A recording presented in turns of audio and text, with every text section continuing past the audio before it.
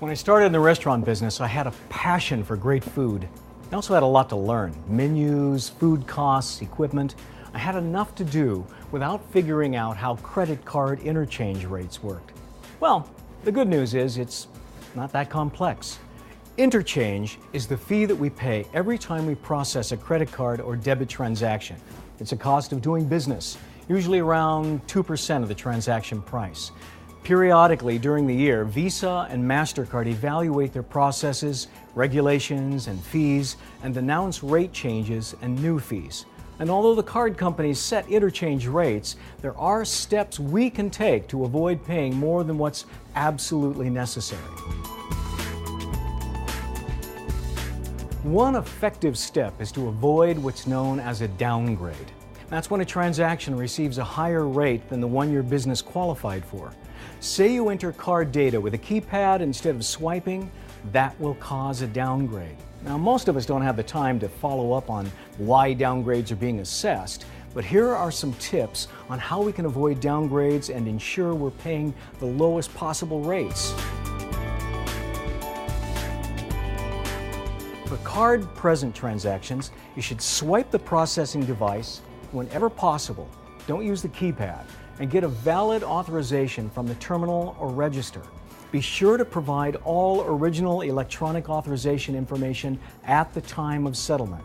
Oh, and voice authorizations? Those will cause downgrades. Take the time to settle your transactions daily. Don't let them pile up until the end of the week. I learned that the hard way. If your business gets a lot of commercial traffic, you should order a point-of-sale device that supports the data required to qualify for commercial interchange rates. For card-not-present transactions, make sure the authorization and clearing amount match and obtain an authorization from the terminal or register. Now keep in mind that voice authorizations are not eligible for the qualified rate. Be sure to complete an address verification and enter the customer code or order number that's prompted on the terminal. To receive the interchange qualification and be prompted for the customer code, you'll have to use a terminal that supports card-not-present transactions. And remember, the transaction date must be within 7 days of the authorization date.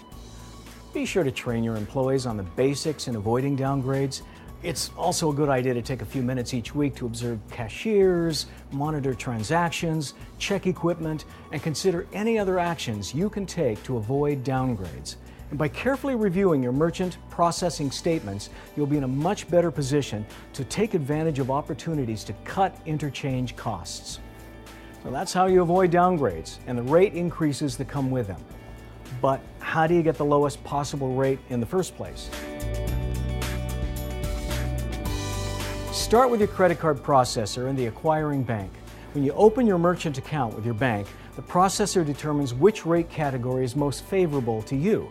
Rates vary according to the business type, and the processor will make sure that you're placed in the right category at the lowest rate. And at least once a year, you and your processor should review your interchange rate structure to make sure you're still getting the best deal. And finally, always take a close look at the interchange section of your monthly statement. Well, I gotta run. Someone has to cook all these specials, you know.